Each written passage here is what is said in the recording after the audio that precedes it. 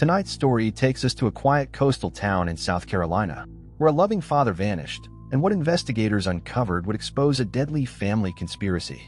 Welcome back to Minds of Murderers, the channel where we break down real criminal cases, uncover hidden truths, and examine the psychology behind violent crimes.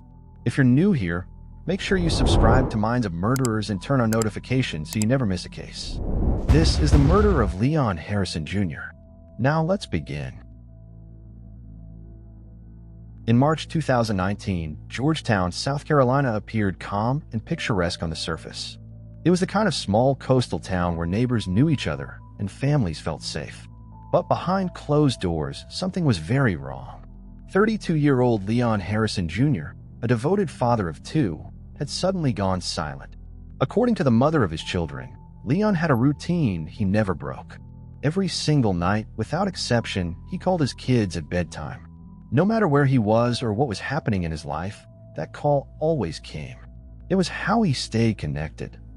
It was how his children knew their father was thinking of them. Then the call stopped. At first, it was confusing. Leon had misplaced his phone before and occasionally went a few days without contact. But this time felt different. Days passed with no calls, no texts, no explanations. Then days turned into weeks. By March 11th, fear replaced patience. Leon had not been seen or heard from since late February. His family knew something was wrong, and police were finally notified. Friends described Leon as calm, respectful, and easygoing. He wasn't a troublemaker. He didn't start fights. He wasn't the kind of man people expected to suddenly vanish. But investigators weren't convinced this was a simple disappearance. They suspected something darker. Only hours after Leon was officially reported missing, investigators received a chilling call. A body had been spotted floating in the Black River. When authorities arrived, the discovery sent an immediate shock through the investigation. The man pulled from the water matched Leon's physical description almost exactly. He was the same age, the same build, the same ethnicity. But decomposition had already set in, making visual identification impossible. What investigators could see, however, was unmistakable. The man's hands and ankles were bound tightly with electrical wire. The bindings were deliberate, wrapped multiple times, leaving no doubt that this was not an accident or a drowning. This was homicide. Because the identity had not yet been confirmed, police made a critical decision. They kept the discovery quiet. If this was Leon, they didn't want suspects panicking, fleeing, or changing their stories. Instead, detectives turned their focus to the people closest to him. Who had seen Leon last? Who had reason to be angry? And who knew enough about him to make him disappear? As the river carried Leon's body downstream, investigators began pulling apart his life piece by piece, unaware that the truth would lead them straight back to the place he was last seen alive.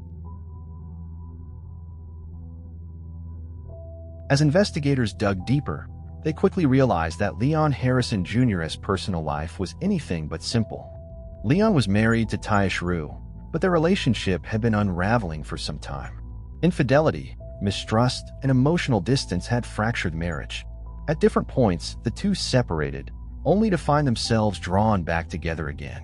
Friends described their relationship as unstable, filled with arguments followed by reconciliation. Adding to the tension was the fact that Leon was also involved with another woman, Rosario. He moved between both relationships, never fully committing to one or completely letting go of the other. It created resentment, jealousy, and emotional chaos on all sides. Just days before Leon disappeared, Tish returned from a trip to Washington, D.C., where she had spent time with family. When she came back to Georgetown, unresolved issues were waiting for her. Emotions were already high, and trust was nearly gone. Those close to the couple said the atmosphere was tense and volatile. Arguments had become routine, and the strain was obvious. What no one realized at the time was that this fragile situation was approaching a breaking point, and that breaking point would come very soon. February 25, 2019, would be the last day Leon Harrison Jr. was ever heard from. That night, something alarming happened. Rosario, Leon's girlfriend, began receiving phone calls and text messages from Leon's phone. But when she answered, it wasn't Leon on the other end of the line. It was his wife. The calls were aggressive, filled with yelling and accusations. Rosario hung up, confused and shaken. Minutes later, the phone rang again. Once more, it was Taish. The pattern continued, followed by text messages that abruptly ended Rosario's relationship with Leon. The wording felt wrong. The tone was unfamiliar. Rosario knew Leon well. He didn't write like that. He didn't talk like that. The messages didn't sound like him at all. After that night, Leon's phone went completely silent. Calls to his number went straight to voicemail. Texts were never delivered. No explanations followed. No goodbye calls to his children. No trace of Leon at all. Whatever happened on February 25th marked the end of Leon's life as everyone knew it. And the silence that followed spoke louder than any words. When detectives finally sat down with Taish Rue, she admitted that she and Leon had argued on the night of February 25th. She told investigators the confrontation happened outside the house, away from the children who were sleeping inside. According to Taish, emotions were high, voices were raised, and the argument ended with Leon walking away. She claimed that after he left, she never saw or heard from him again. But investigators were not convinced.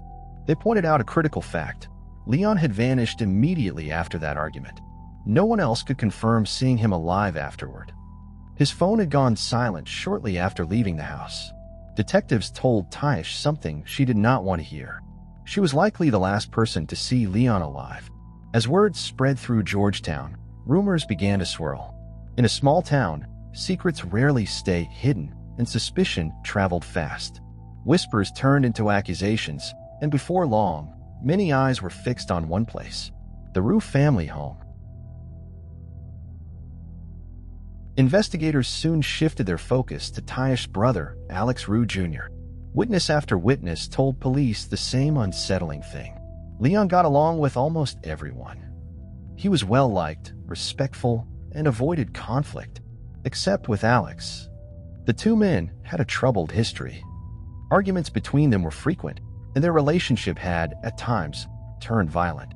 According to some accounts, Alex had once threatened Leon with a machete during a heated confrontation. Despite this reputation, Alex denied any involvement in Leon's disappearance. He presented himself as a grieving brother-in-law, claiming he cared deeply about Leon and wanted answers just like everyone else. But his stories didn't always line up. Details changed, timelines shifted, and the more Alex talked, the more investigators began to doubt him. What stood out most was how many people independently pointed to him as someone capable of harm. As police continued pulling at loose threads, one thing became increasingly clear. If Leon had been killed, Alex Rue Jr. could not be ignored. On March 14, 2019, investigators executed a search warrant at the Rue family home on High Market Street, the last place Leon Harrison Jr. was known to be. What they found inside was deeply disturbing. In the bedroom Leon once shared with Taish, officers noticed an area rug positioned awkwardly in front of a closet. Beneath it was a blanket, and under that, sections of carpet had been cut out entirely. The padding underneath was stained dark. Field testing confirmed it. Blood. More cut-out carpet was found hidden beneath boxes near the bed. Bloodstains were also discovered on the mattress, the fitted sheet, and the box spring. When forensic teams expanded their search, they uncovered transfer smears in the hallway and leading into the kitchen. This was not the aftermath of a minor argument. It was a crime scene. When confronted, Taish claimed the blood was hers, offering explanations involving old injuries and menstrual bleeding. She insisted the carpet had been removed long before Leon disappeared. Investigators found her explanations inconsistent and medically implausible. By this point, police were no longer asking if a crime had occurred. They were asking who in that house had done it. Just as the investigation seemed to stall, a crucial witness came forward. Antoine Simmons, a friend of Alex Rue Jr., contacted police with information that changed everything. According to Antoine, the Saturday after Leon went missing, he and Alex were riding together when Alex began talking, fast and unfiltered. At first, Antoine brushed it off. Alex was known for exaggerating and lying. But then Alex said something that couldn't be ignored. He claimed he had taken Leon for a ride. Alex went on to rant about Leon cheating on his sister, infecting her with a disease, and disrespecting the family. The anger in his voice was unmistakable. Even more chilling was what came next. Alex told Antoine that they all knew. When asked who they were, Antoine said Alex made it clear he meant his sister and their father. Alex didn't describe how Leon died. He didn't need to. Those words alone suggested knowledge only someone involved would have. And for the first time, investigators had what they'd been waiting for, a crack in the story, wide enough to see the truth forming underneath. While statements conflicted, technology told a much clearer story. Cell phone records reveal that Leon had been lured to the Roux family home by a romantic message sent from his wife's phone. Investigators believed Leon thought he was coming over to reconcile. Instead, he walked into a trap.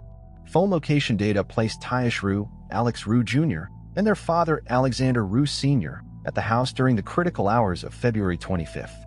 None of their phones showed movement away from the residence when Leon supposedly walked off. Then came another damning detail. At approximately 1 a.m., surveillance footage captured Alex Roux Jr. purchasing peroxide from a local store. Investigators recognized this immediately. Peroxide is commonly used to clean blood. Shortly after that purchase, all 3 Roux family phones went dark at the exact same time. Hours later, they reappeared. Leon's phone never did. The data painted a picture of coordination, not coincidence. It confirmed what detectives had suspected all along. Leon didn't leave that house alive. While awaiting trial in jail, Alex Roux Jr. began to talk. This time, it wasn't to friends or family. It was to fellow inmates. One of them was a man named Austin Kites. According to Austin, Alex spoke with confidence, even arrogance, about Leon's death. He bragged that police had no real evidence and that the case would fall apart. Then Alex crossed a line he couldn't step back from. He told Austin, "We dumped the body. They don't have nothing on us. We're going to get off." Austin listened carefully, and unlike others before him, he reported what he heard. That statement matched details only investigators knew. It confirmed the theory that Leon had been killed in the home and later disposed of in the Black River. This time, Alex's words didn't disappear into silence. They became evidence, and they sealed his fate. With the jury's guilty verdict delivered, the courtroom shifted from tension to reckoning. During sentencing, prosecutors laid out the full scope of the crime, its planning, brutality, and the betrayal at its core.